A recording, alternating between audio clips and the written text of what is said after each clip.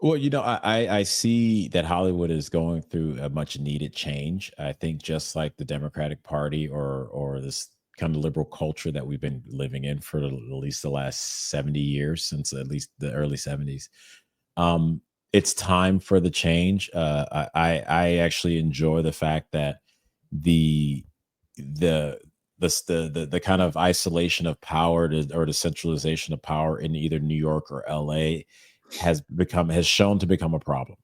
And we need to tell more American stories and more stories about all over. And I think that we've seen a spread where people are moving to Tennessee, where I am.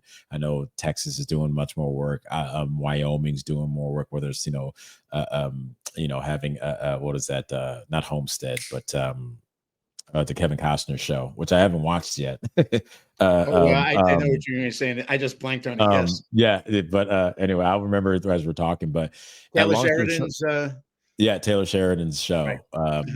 Uh-huh. But I do think it's a good thing. I think that and what I've been trying to do, I've worked with PragerU, I've connected with people from Turning Point. I've now I'm working with Daily Wire.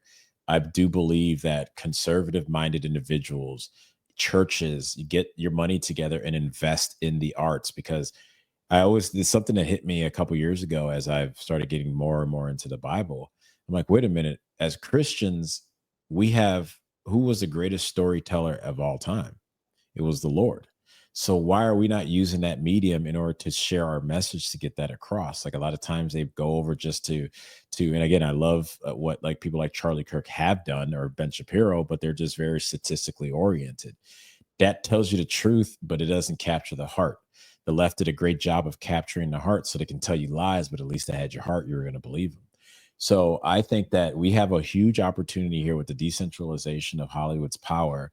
And sadly for them, they have been ideologically driven and not, story or faith driven. That their product has now started to show the cracks that their belief system always had.